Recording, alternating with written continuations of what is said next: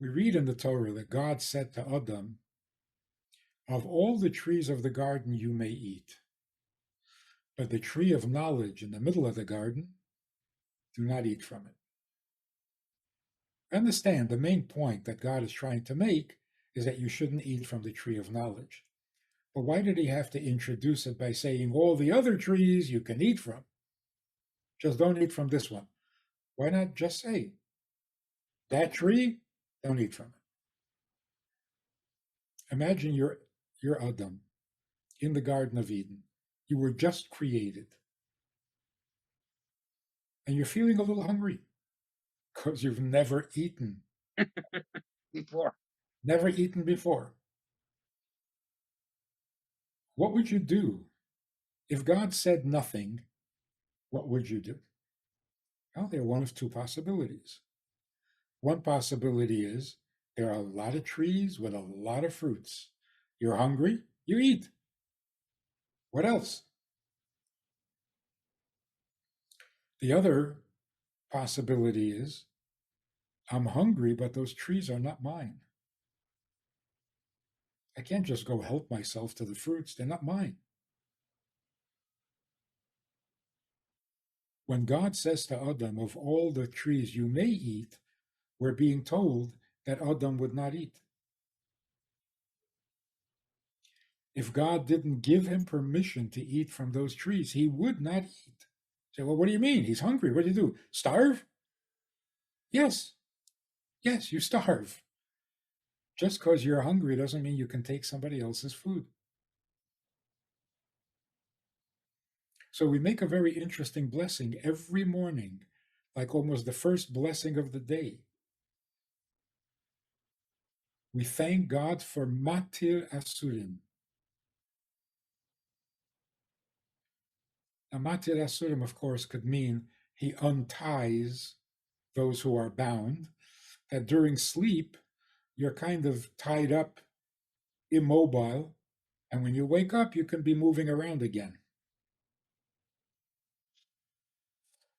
That needs a little help, because it's not that you're tied up and immobile.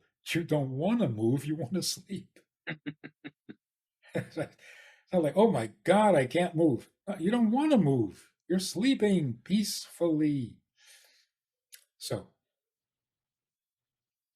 the deeper meaning of it is God permits the forbidden, like matir isurim. God permits us things that are forbidden. What is forbidden? Everything. If it's not your world, you're not allowed to do anything. So what does it mean? I'm hungry, so if I'm hungry, I gotta eat, so I eat. Whose trees are you eating?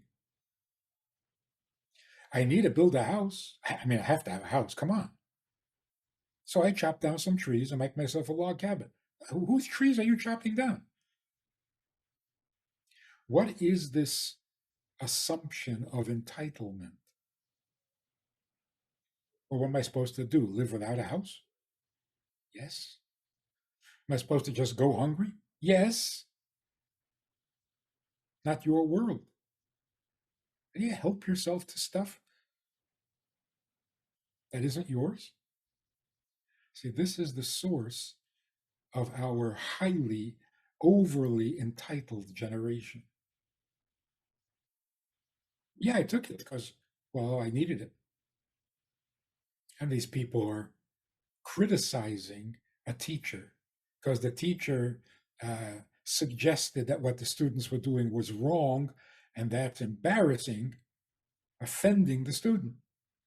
And the teacher says, you're offending me. So you're allowed to do that? You're allowed to offend me in front of the whole class, but I'm not allowed to offend somebody with good message and good morals. And this entitlement is such a disease. I'm entitled to insult you so that you won't insult me. It's going beyond. I mean, it's like Adam saying to God, I'm going to eat from your fruits. And if you don't like it, well, then you're wrong. Like, out of control, out of control. So, you know, this joke about the atheist who said to God, I thought he doesn't believe in God. that's already funny, but that's not the Right. point. So the atheist says to God, we used to need you, but we don't anymore because uh, we have technology and we can do anything you do. We can do just as well. God says you can make a man out of dust. He says, yeah, we have the technology. We are all Frankensteins. So God says, let me see you make a man out of dust. So the guy collects some dust, and God says to him, no, no, not my dust. If God had not said, from all the trees you may eat, he wouldn't eat. Now look at the difference in terms of quality of life, attitude towards life.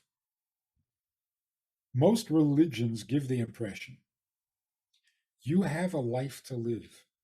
You have needs that must be met, and they can be met, except that God intervenes, mixes into your business, and tells you that you can't do what you need to do. No, you can't just have sex whenever, wherever, however. Okay, I'll accept that. Oh, but you also can't eat whatever and wherever and when. Ooh. In fact, you can't even dress however you want. You have to dress modestly. And you can't do business any way you want, with any deal you want, with any, at some point, no matter how religious you are, eventually you develop a little bit of a resentment. Like, get out of my life. Enough already. Let me live. And it's such a good complaint, a valid complaint. You give me a life and then you don't let me live it. What's wrong with you? Even the most religious person has to have somewhere in the back of his heart and mind a little annoyance, like, oh no, can't do that either. This, yeah. You can't even covet. You're not allowed to be jealous. I didn't say anything. Yeah, I saw that look in your eye. Oh, that's also forbidden. Come on, let me live. Get off my back. But what if we don't have that feeling of entitlement? What if we are Adam and Eve in the Garden of Eden, and we're not going to touch a tree if we're not told we can eat it? And God comes along and says, of all the trees you may eat, just not this one. Now the feeling is the opposite. This is not my world. I have no rights to anything. And yet God tells me I can eat from any one of those trees. Wow. And then he tells me I can get married, but not to someone else's wife. Okay. And then he tells me I can do business and I can make money by selling things and buying things. Just don't cheat. Oh, wow. In other words, everything I need is provided, just not reckless, not gluttonously. So now, every day when you wake up in the morning, and you can chop down trees if you need a house, you can eat fruits from a tree if you're hungry, you can get married if you're lonely. Wow. So we are grateful for all the things that we are given rather than resentful for all the things we're forbidden. It's a completely different attitude.